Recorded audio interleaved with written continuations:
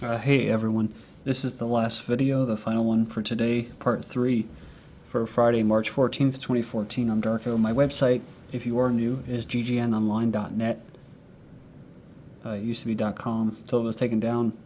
And on YouTube, DDarko 2013, that's my own channel. The 2012 was deleted.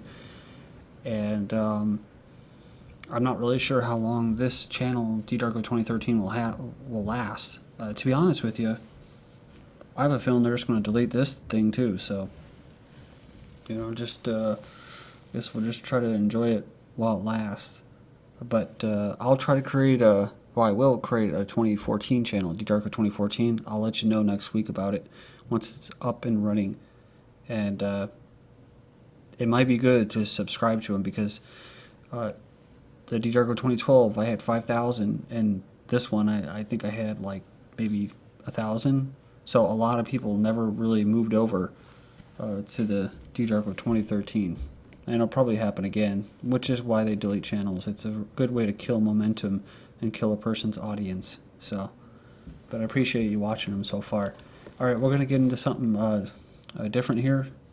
It's kind of societal type stuff and engineering of society. Step away from your mobile. It says parents are warned phone addiction could damage a bond or their bonds with their children.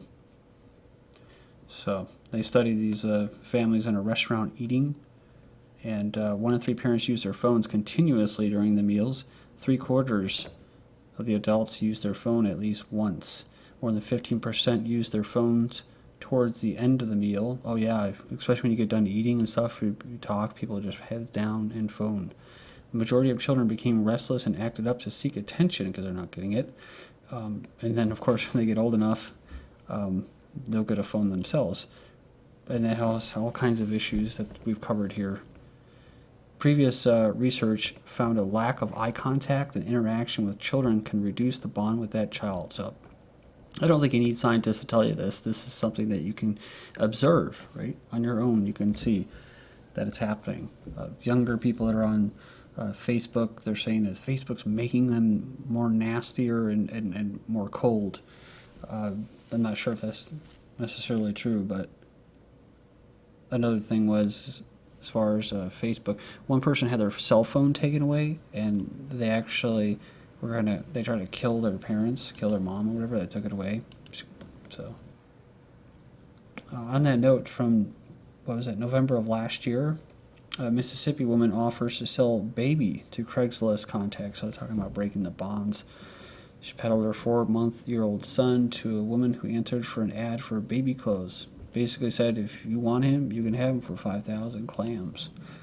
A recent story, March 10th. Mom blames husband after driving kids into ocean. She had endured 14 years of agony with her husband. That's what apparently she had said. But I thought it was kind of interesting. They said that it looked like the mother was sleepwalking. So,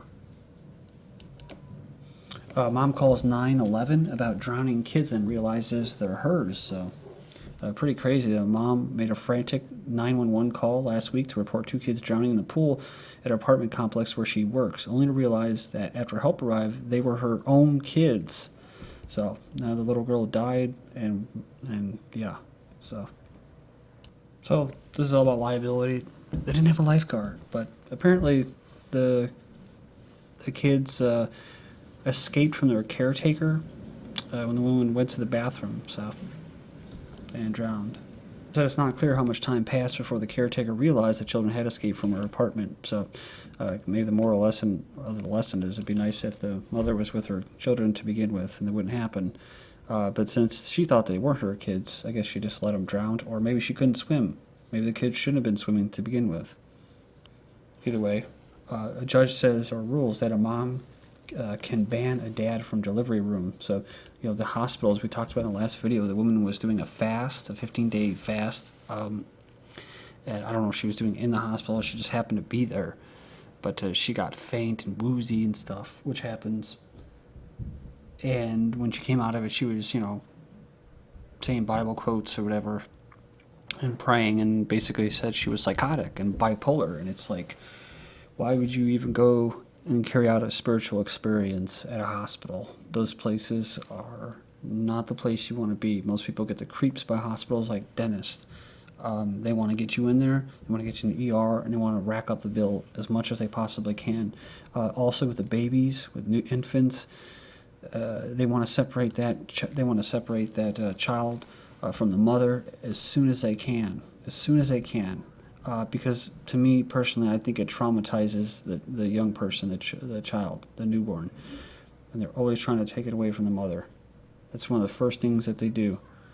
I mean, if you just came into this world as a soul, the first thing you want to do is at least, have the person who just bore you, holding you and letting you know that everything's going to be okay, not kidnapped by some people in white, green suits. It's a very cold environment, hospitals. So, but first of its kind ruling, it's not likely to win much favor with fathers. Women may ban her baby's daddy from the delivery room during the birth. So. It's also backstory. The couple had been engaged, but called off the wedding and were estranged from one another at the time of delivery was approaching. It says while it was laudable that the father wanted to be there, his unwanted presence could put unwarranted strain and harm the fetus and the mother, the judge reasoned. The lawyer of the father said that the father only wanted to see the baby after birth, not in the delivery room, and that a request was granted. And while the judge said the mother's word wins, a rep for the Dads Against Discrimination calls the decision anti-male, says it takes two to tango. He said, why are they only allowing the mother? Well, technically nowadays they don't. With artificial insemination, that just further creates that isolation. I don't need anybody. I do it myself. I know people that have husbands and stuff like that. It's kind of a sticky situation. So. And they do want to be with each other, and I guess that kind of makes sense, right? And many men and fathers, they just kind of give up on the whole thing. So it's not that I'm against women thinking that they have the ultimate say and stuff like that. I mean, I guess if they have the child, it is their say. But as far as families go, the way I see it is that local communities and families, that's the best way to live as far as protecting your rights and your freedoms. And the best way to destroy people's rights and freedoms is to destroy their family, and then you can engineer the society more easily. And so that's why they introduced, women to leave the household, which was her that was her reign. She could do whatever she wants, and encourage her that she was equal to males, which I'm not saying one is better than the other, but they want them to compete against each other. That's why you see a lot about gender equality. So if you're not really for this, living in a society, a community that promotes this stuff, then you'll be called like a bigot and stuff, sexist, xenophobe. Like everything else, the economy and money is used to do this as a means of control and engineering society. So before you think they would just force people into doing what they want to do, but they've actually got people to where they'll just voluntarily go down whatever path they want them to go towards, basically changing what they value. Again, I'm not against individualism to a certain extent. I mean, I am now, but I think that the best way that we can get free is for individuals to act, individually as a collective. So they have to have some kind of collective goal, which is, individual freedom, but not to be so selfish that you don't actually ever get with other people and ever change anything. So, someone said, "Oh, are you a homophobe?" There was some video that I made a while back.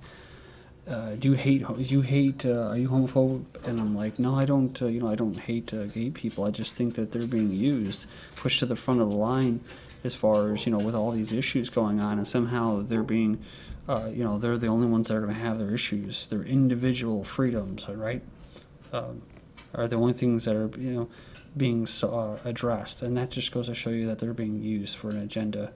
So they'll exploit people wanting to be taking care of themselves, push that further down so that we are completely isolated from each other. and we pose no resistance to whatever it is that they're going to shove down our throats here in the near future and that they're doing. Almost half of millennial moms aren't married. Says that they're getting married later at a slower pace than previous generations, in part because of economic hardships. And that's leading to a lot of babies born out of wedlock.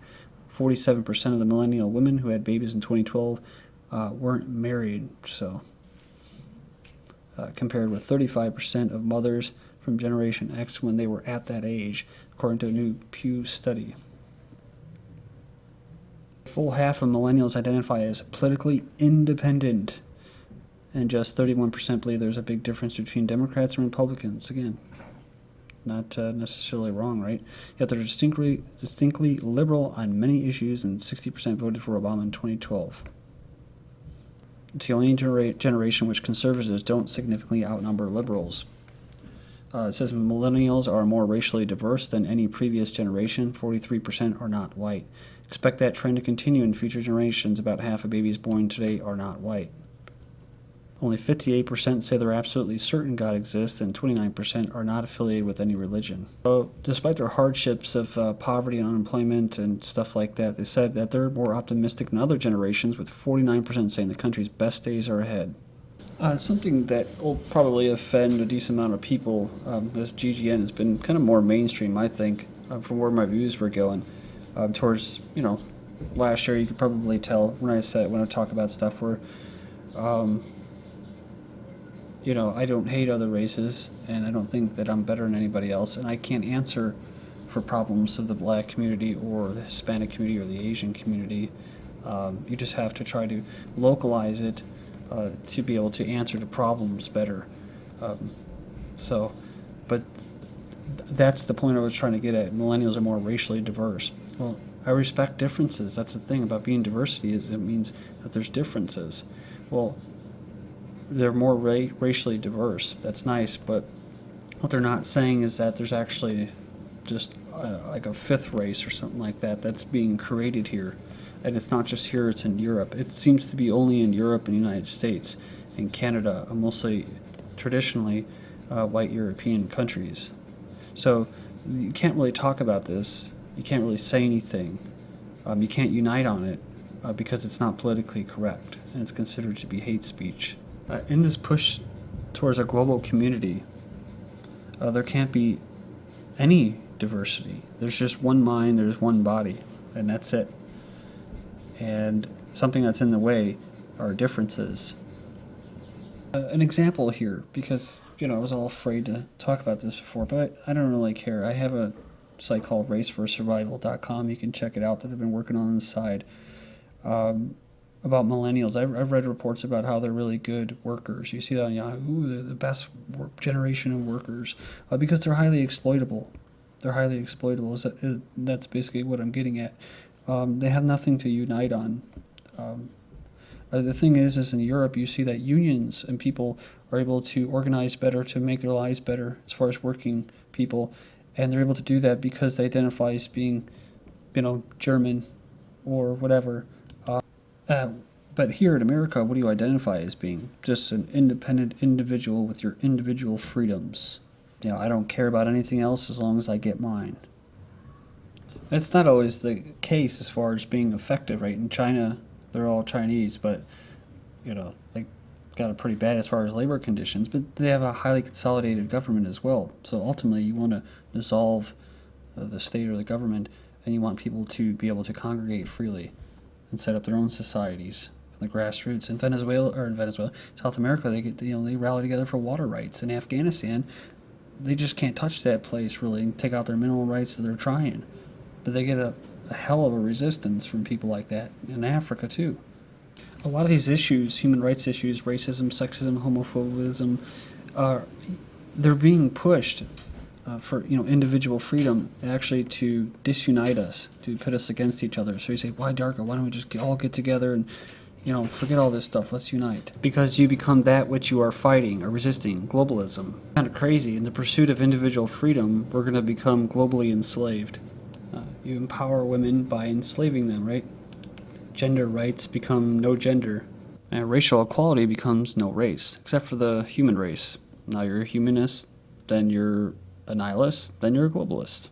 Whoa, look how that happened. Thank you.